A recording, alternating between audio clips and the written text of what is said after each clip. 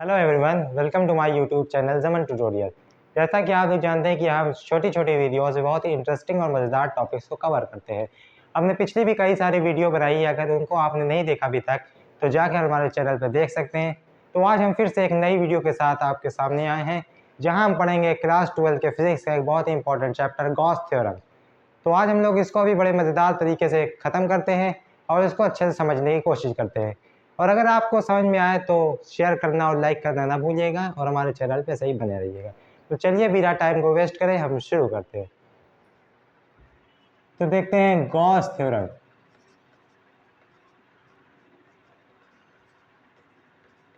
Gauss theorem को समझने से पहले हमें कुछ चीज़ों को समझना पड़ेगा जो कि इससे ही रिलेटेड है।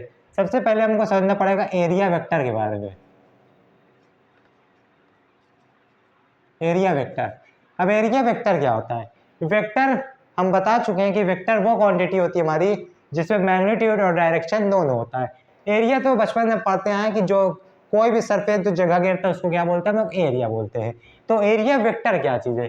जैसे मान लीजिए ये एक हमारा प्लेन था, तो ये जो जगह घेरेगा ये क्या हो जाएगा, हमारा एरिया होगा इसका। लेकिन हमने इसके आउटवर्ड डायरेक्शन में एक नॉर्मल बना दिया, नॉर्मल ड्रॉ कर दिया, तो ये हमारा क्या कहलाने लगेगा, एरिया वेक्टर कहलाने लगेगा। क्योंकि ये एरिया वेक्टर जो होगा ये हमारा अब इसके मैग्नीट्यूड के साथ साथ हमारी डायरेक्शन रहेगी कि अपवर्ड डायरेक्शन का एरिया ले रहे हैं कि लोअर डायरेक्शन का एरिया ले रहे हैं। मान लीजिए ये एक हमारा ये है, इसका यहाँ भी एरिया हो सकता है, यहाँ भी हो सकता है, तो इसीलिए हम लोग इसको क्या बोलते हैं, एरिया वेक्टर बोलते हैं। तो एरिया वेक्टर को डिनोट कैसे करते हैं लोग, ए के ऊपर एक वेक्टर का साइन लगाते हैं, वेक्टर हमेशा एरो से दिखाया जाता है। ये हमारा क्या कहलाता है, हमारा ये एरिया वेक्टर होता है। एरिया वेक्टर की लेंथ दिखाने के लिए हम लोग इसको लिखते हैं एन कैप ए। ये हमारा क्या बताता है, लेंथ ऑफ एरिया वेक्टर।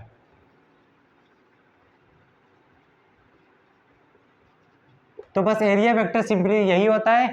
क्या होता है हमारा, अगर एक हम नॉर्मल ड्रॉ कर देते हैं तो आउटवर्ड डायरेक्शन में या इनवर्ड डायरेक्शन में, तो उसको क्या बोलते हैं हम लोग, एरिया वेक्टर बोलते हैं। अब उसके बाद बारी आती है वेक्टर फ्लक्स की, या फिर flux of vector field.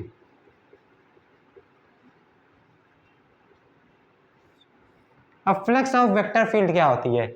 Flux of any vector field वो होती है अगर हम किसी भी वेक्टर फील्ड जैसे कि ग्रेविटेशनल फील्ड हमारी, इलेक्ट्रिक फील्ड या मैग्नेटिक फील्ड से पास होने वाली, अगर उसमें लाइन ऑफ फोर्स जो निकलती है उस पर कोई हम सरफेस को रख दें, तो जितनी लाइन ऑफ फोर्स उससे पास होती है उसको क्या बोलते हैं हम लोग, फ्लक्स बोलते हैं उस वेक्टर फील्ड का। जैसे कि एक हमने इलेक्ट्रिक फील्ड ले ली, इलेक्ट्रिक फील्ड में एक हमने सरफेस रख दिया, अब उसके एरिया से जितनी भी electric line of force pass होगी उसको क्या बोलेंगे हम लोग, इलेक्ट्रिक फ्लक्स बोलेंगे। इसी तरह मैग्नेटिक फील्ड लेंगे तो मैग्नेटिक फ्लक्स हो जाएगा, और ग्रेविटेशनल फील्ड ले लेंगे तो वो ग्रेविटेशनल फ्लक्स हो जाएगा। फिलहाल हम लोग वेक्टर फ्लक्स के बारे, वेक्टर फील्ड के बारे में पढ़ रहे हैं। तो line of force passing from any vector field is called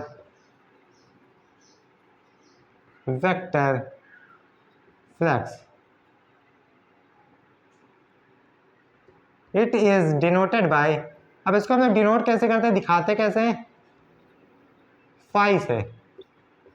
इससे हम लोग डिनोट करते हैं किसी भी वेक्टर फ्लक्स को, यानी किसी भी वेक्टर फील्ड के फ्लक्स को। लेकिन हमें गॉस थ्योरम प्रूव करना है, आगे चल के गॉस थ्योरम के बारे में समझना है। तो गॉस थ्योरम में हमें जरूरत पड़ती है किसकी, इलेक्ट्रिक फ्लक्स के बारे में। इलेक्ट्रिक फ्लक्स के बारे में, इलेक्ट्रिक फ्लक्स को हम लोग डिनोट करते हैं फाई, और ये इलेक्ट्रिक है तो इसलिए इलेक्ट्रिक फ्लक्स। मैग्नेटिक में बी से डिनोट करते हैं और ग्रेविटेशनल में जी से डिनोट करते हैं। इलेक्ट्रिक फ्लक्स को समझते हैं। हमने अभी पहले ही आपको बता दिया कि अगर किसी भी इलेक्ट्रिक फील्ड में कोई हम सरफेस को रख देते हैं तो उससे पास होने वाली number of line of force को हम लोग क्या बोलते हैं, हमारी इलेक्ट्रिक फ्लक्स बोलते हैं। अब इलेक्ट्रिक फ्लक्स को हमने डिनोट किया फाई ई से, तो phi E is equal to क्या होता है हमारा, ई डॉट डी ए। अब ई क्या हमारा इलेक्ट्रिक फील्ड है, वेक्टर होती है जो कि इलेक्ट्रिक फील्ड हो गई, और डी ए क्या हो गया हमारा छोटा सा एरिया हो गया। कोई भी सरफेस लिया, जैसे ये इलेक्ट्रिक फील्ड पास हो रही थी, तो हमने कोई भी एक छोटा एरिया ले लिया आपस, जिसको हमने क्या बता दिया, डी ए बता दिया, और ये इलेक्ट्रिक फील्ड थी हमारी ई ए। तो number of electric field passing through any electric field is called electric flux. अब इलेक्ट्रिक फ्लक्स तो हमारा ये हो गया ई डी ए। अब यहाँ पे हमने डॉट प्रोडक्ट क्यों लगाया, क्रॉस भी तो लगा सकते थे। डॉट प्रोडक्ट इसलिए लगाया गया क्योंकि जो हमारी इलेक्ट्रिक फ्लक्स होती है वो क्या होती है, स्केलर क्वांटिटी होती है, और जब दो वेक्टर का प्रोडक्ट करने पे स्केलर आए तो वहां हम लोग यूज करते हैं डॉट प्रोडक्ट। अब डॉट प्रोडक्ट और क्रॉस प्रोडक्ट का भी हमने फॉर्मूला और तरीका अपनी पिछली वीडियो में बताया था, आप लोग उसको जाकर देख लीजिए, उसका लिंक हम डिस्क्रिप्शन में लगा देंगे। अब ये हो गया phi E is equal to E dot D A. अब फाई ई जो होता है हमारा ई डॉट डी, जब डॉट हटता है तो क्या आता है, कॉस थीटा आता है। E D A is equal to cos theta. अब कॉस थीटा क्या होगा, इलेक्ट्रिक फील्ड और एरिया के बीच का जो हमारा एंगल होता है वो क्या होता है हमारा कॉस थीटा बताता है। अब ई डी ए, अब ये डी ए है, अगर हमें टोटल ही निकालना है तो क्या करना पड़ेगा, हमें इसका इंटीग्रल करना पड़ेगा। और कैसा इंटीग्रल करना पड़ेगा, क्लोज्ड इंटीग्रल हमें करना पड़ेगा इसका। अब क्लोज इंटीग्रल का सिंबल लगाया हमने, ई ए इज इक्वल टू दोनों साइड करना पड़ता है तो ई डी ए कॉस थीटा। अब इसमें ई क्या है जो हमारा है वो कांस्टेंट रहेगा, चेंज नहीं होगा, और कॉस थीटा हमारा क्या रहेगा, कांस्टेंट रहेगा, वो कभी भी चेंज नहीं होता। तो अब जब चेंज नहीं होगा तो हम इसको जो है बाहर निकाल लेंगे, जो कांस्टेंट रहता है वो इंटीग्रेशन के बाहर आ जाता है। अब ई कॉस थीटा जो हमारा बाहर आ गया, अब डी ए का हम लोग इंटीग्रेशन कर देंगे। अब डी ए का इंटीग्रेशन कर देंगे हम लोग आगे, तो हमें क्या मिल जाएगा, phi E, total phi E की वैल्यू मिल जाएगी।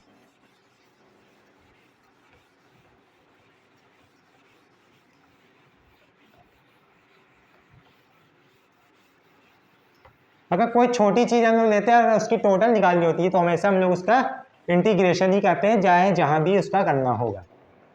अब आगे देखते हैं हम लोग। अब हम लोग पास ये आ गया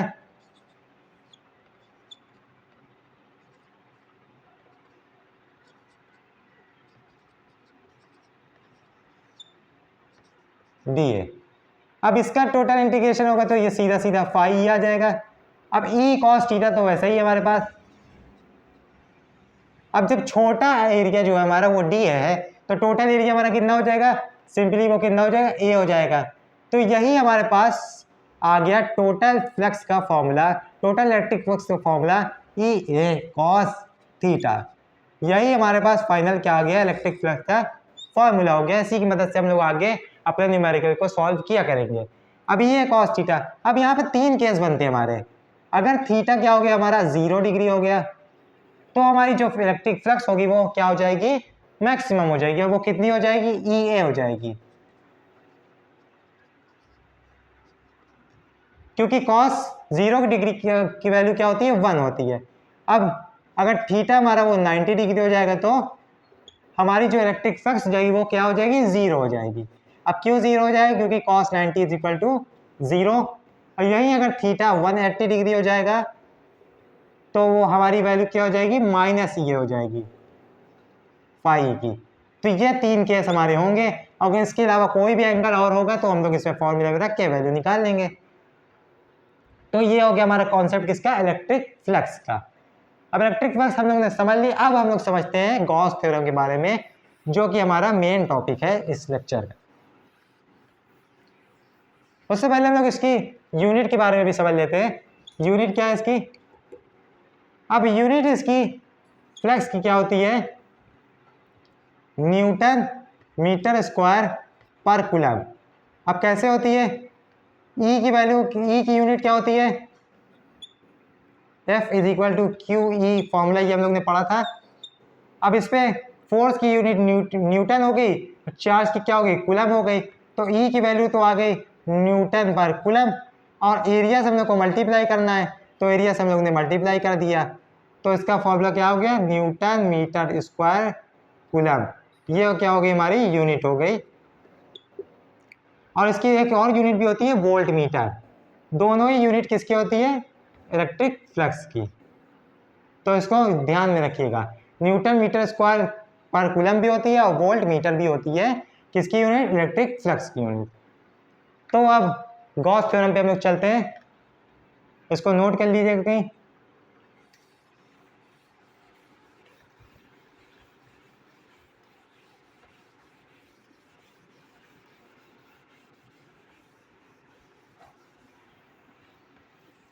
Gauss theorem,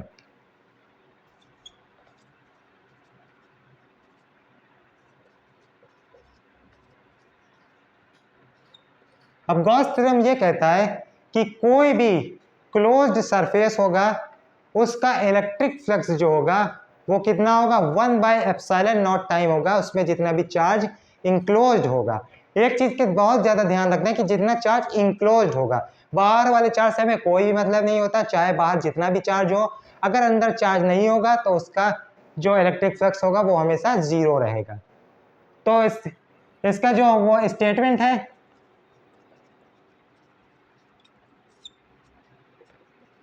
the total electric flux through any closed surface is equal to 1/ε0 times of total charge enclosed in it। अब एप्सिलॉन नॉट क्या होता है? परमिटिविटी ऑफ फ्री स्पेस होता है, पहले ही चैप्टर में हम लोग ने पढ़ा था। अब इसका जो मैथमेटिकली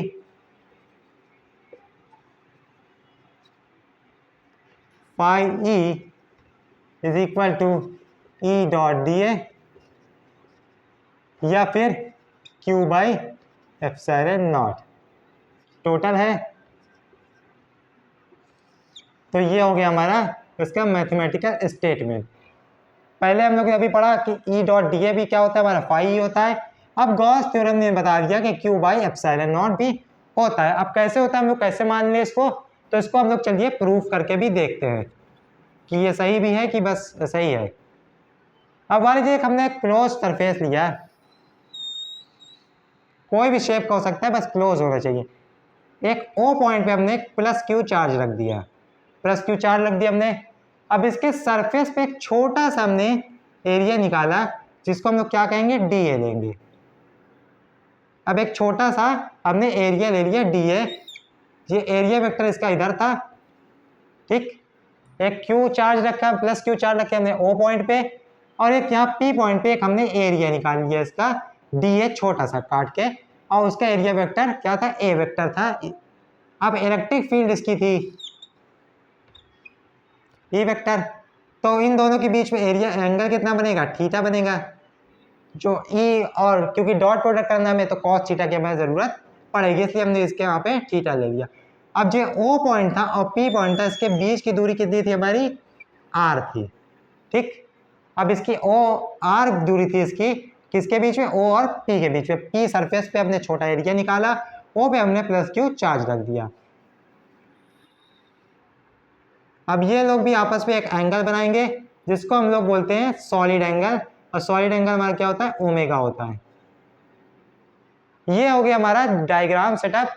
प्लस क्यू चार्ज रखा हमने ओ पॉइंट पे, एक छोटा एरिया निकाला पी पॉइंट पे सरफेस पे जिसका नाम हमने दे दिया डी ए, और डी ए नाम दे दिया, और एरिया वेक्टर था इसका था ए वेक्टर। अब ए वेक्टर और ई वेक्टर के बीच में एक थीटा निकाला, थीटा हो गया एंगल कॉस थीटा की, क्योंकि जरूरत पड़ेगी हमें। ओ और पी के बीच में आर दूरी थी, और ये दोनों एक सॉलिड एंगल बनाते हैं जिसको हम लोग नाम दे दिया ओमेगा का। अब हम लोग देखते हैं डी फाई ई, अभी छोटे की बात हो रही है क्योंकि छोटा एरिया लिया था कि अभी फिर अभी छोटा है, फ्लक्स भी निकालेंगे।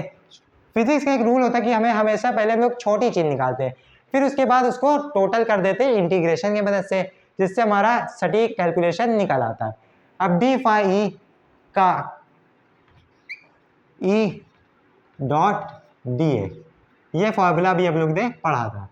अब ई डॉट डी ए का फॉर्मूला पढ़ा था, उसके बाद हम लोग ने प्रूव भी किया था क्या हो सकता है ये डी फाई ई जो होता है हमारा वो ई डी ए कॉस थीटा होता है। यहाँ तक क्लियर। अब ई की वैल्यू ये हम लोग को पता है क्या होती है 1/4 pi epsilon naught Q by R square होती है। ये हमारी ई की वैल्यू होती है। अब ये ई की वैल्यू होती है तो अब हम इसको इक्वेशन 1 इसको नाम देते थे, अब इसको इक्वेशन 1 में रख देंगे। बाय पुटिंग इन इक्वेशन 1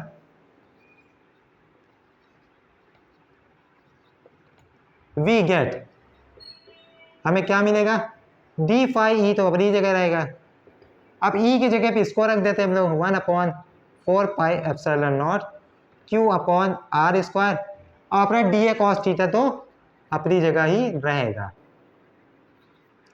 अब ये मिल गया हमें, इसका इक्वेशन 2 नाम दे देते हैं 1/4 pi epsilon naught Q by R square D A cos theta. ये क्या हो गया हमारा इक्वेशन 2 हो गई है। बहुत आसान है प्रूव करना, बोर्ड के एग्जाम में ये प्रूफ जरूर आता है। गॉस थ्योरम को प्रूव करिए,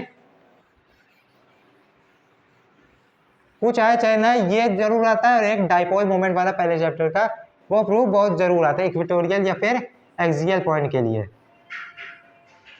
अब ये हो गया हमारा डी ए कॉस थीटा। अब हमें ये पता है कि D A cos theta upon R square हमारा क्या होता है, ये हमारा सॉलिड एंगल होता है, जिसको हम लोग क्या बोलते हैं ओमेगा बोलते हैं। अब क्योंकि छोटा एरिया की बात हो रही है तो छोटा एंगल भी होगा डी ओमेगा, ये हमारा क्या होता है सॉलिड एंगल होता है इसका। तो अब इसी वैल्यू को हम क्या कर देंगे पुटिंग इन इक्वेशन 2। अब इसको इक्वेशन 2 में पुट कर देंगे हम लोग, तो Q upon 4 pi epsilon naught, तो अब ये डी ए जो अब cos theta upon R square जो हो गया वो क्या हो गया हमारा D omega is equal to phi E D phi. अब ये हमारा निकाल आया। अब हमें टोटल के लिए चाहिए for total flux, for total flux. अब टोटल फ्लक्स के लिए हमें क्या करना पड़ता है इंटीग्रेशन करना पड़ता है D phi is equal to, और इंटीग्रेशन दोनों तरफ होता है Q upon 4 pi epsilon naught D omega. अब डी फाई का इंटीग्रेशन करेंगे, इंटीग्रेशन से डिफरेंशिएशन कट जाता है तो फाई ई बचा हमारा इधर, और ये क्या है हमेशा कांस्टेंट रहेगा, तो कांस्टेंट वाली चीज क्या हो जाती है बाहर आ जाती है। अब डी ओमेगा का इंटीग्रेशन हम लोग कर लेंगे। अब डी ओमेगा का इंटीग्रेशन करते हैं अगर, सॉलिड एंगल स्फीयर का क्या होता है, स्फीयर का सॉलिड एंगल हमारा होता है 4 पाई, तो Q upon 4 pi epsilon naught 4 pi, यहाँ पे लिख दीजिए D omega is equal to 4 pi, D omega is equal to 4 pi हो गया। तो 4 पाई से 4 pi cancel, phi is equal to Q upon epsilon naught, ये क्या हो गया हमारा फाइनल आंसर आ गया। यही हमें प्रूव करना था, तो हम इसको लिख देते हैं प्रूव्ड। तो देखिए फाई ई जो हो गया हमारा वो Q अपॉन एप्सिलॉन नॉट निकल के हमारा आ गया। अब Q एक था तो हमने Q लिख दिया, अब कई सारे Q मान लीजिए Q1 Q2 Q3 Q4 Q5 रहे होंगे, बहुत सारे रहे होंगे, तो इसका फाई ई जो होगा हमारा टोटल चार्ज हो जाएगा, यानी 1 upon epsilon not summation Q। अब समेशन Q हमारा क्या बताता है जितने भी चार्ज रहे हो सबको ऐड कर देना है, अलजेब्रिक सम उसका क्या हो जाएगा हमारा टोटल फ्लक्स के बराबर आ जाएगा। तो ये था गॉस थ्योरम का प्रूफ, इस तरह से हम लोग ने प्रूफ किया। अब अगले वीडियो में हम लोग समझेंगे इसके एप्लीकेशन के बारे में कि यहाँ कहाँ यूज होता है। ये हमने निकाल तो लिया, लेकिन अगर हमें इसका यूज ही ना पता होगा, हमको यही इसका कुछ काम ही ना होगा, तो इसके निकालने का क्या फ़ायदा हुआ। इसका बहुत जगह यूज़ होता है, तो अगली वीडियो में हम लोग देखेंगे कि इसका कहाँ यूज़ है। तो अगर आपको ये वीडियो पसंद आई तो लाइक करिए, सब्सक्राइब करिए, अपने दोस्तों के साथ शेयर करना ना भूलिएगा।